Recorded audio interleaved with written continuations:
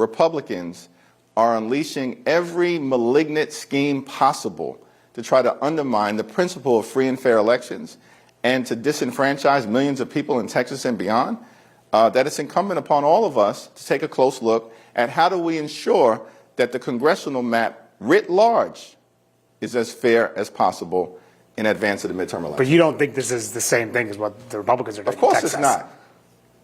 Because of why?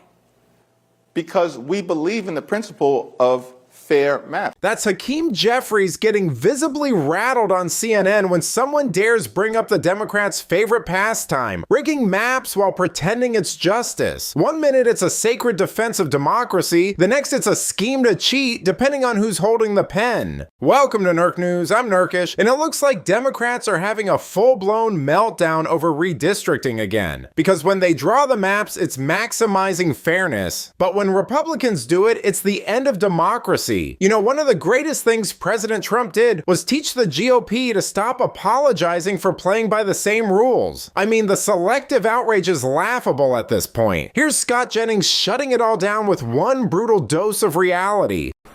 So what does it signify that Republicans ahead of the midterms believe that it's going to be so necessary to get an upper hand that they have to actually redraw an entire state's congressional maps in order to get 5 whole seats out of it? Oh, probably the same thing that it signifies when they did it in Illinois and got a 14-3 delegation for D's. Maryland 7-1, Massachusetts 9-0. We know what happened here in New York, California. Even though they have a commission, we all know what goes on there. In a mid-cycle specifically, are all of those cases in mid-cycles? All of these cases are where Democrats use the power they have to give them an advantage. But just to be clear, because I didn't do the research that you did in the break here, is it that they're changing it after the actual census process where you're supposed to create you're supposed to go through the congressional redistricting process? Does it matter? It yes, kind of does. very much. I think that's the whole point. So it's okay for Democrats to lopside these states 9-0 in Massachusetts? Here's what I will say about this. I mean, I don't know. You know, this idea that Republicans in Texas are doing something outrageous by redrawing maps mid-decade is total nonsense. Democrats have been pulling the same moves for years. In fact, after the 2016 election, mid-decade redistricting in states like North Carolina, Pennsylvania, and Virginia helped flip at least 5 to 7 seats. Enough to help Democrats retake the House in 2018, Jennings just threw their own record back at them. Illinois 14-3, Maryland 7-1, Massachusetts 9-0, and they nearly got away with a 22-4 map in New York until the courts stepped in. These aren't edge cases, they're the blueprint. The only reason it's a crisis now is because Republicans finally stopped playing defense. Here's Hakeem Jeffries proving just how unconvincing the double standard sounds when you say it out loud. House Republicans have been a complete and total failure for the American people. They have no credible track record of success. That's why House Republicans are afraid of the voters in 2026 in the midterm elections, and they're trying to cheat to win.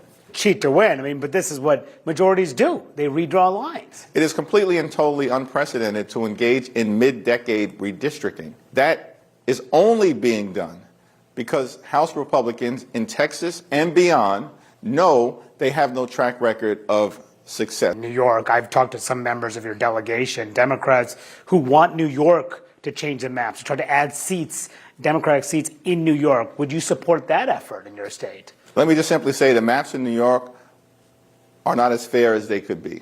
That sounds to me like you're open to changing it before. I look forward to having a conversation with the governor about how do we ensure that New York maps are as fair as possible in an environment where you've got extreme MAGA Republicans and Donald Trump doing everything they can to undermine the will of the voters and undermine the principle of free and fair elections across the country. You just accuse Republicans of rigging the election by changing the lines in the middle of the decade. Wouldn't Democrats be doing the same thing? What we're committed to doing as Democrats in New York, in California, in New Jersey, across the country, is make sure that the congressional maps are as fair as possible. You know, Jeffries tries to sound principled here, but even CNN isn't buying it. In 2022 alone, gerrymandered maps gave Democrats an estimated 10 to 15 seat advantage nationwide, according to Princeton's gerrymandering project. And he has the nerve to act like Texas Republicans are inventing this tactic. Jeffries says it's unprecedented, but what's unprecedented is a Democrat getting called out for lying about it on CNN. When your whole argument collapses the moment someone points to your own party's record, maybe the real scheme is pretending you still have the moral high ground. But let me know what you think. Are Republicans finally turning the tables on Democrats when it comes to redistricting hypocrisy? Let me know in the comments, and if you enjoyed this video, please give it a like and subscribe to the channel. That stuff really does help us out. Until then, this has been Nerk News. Thanks for watching. Bye!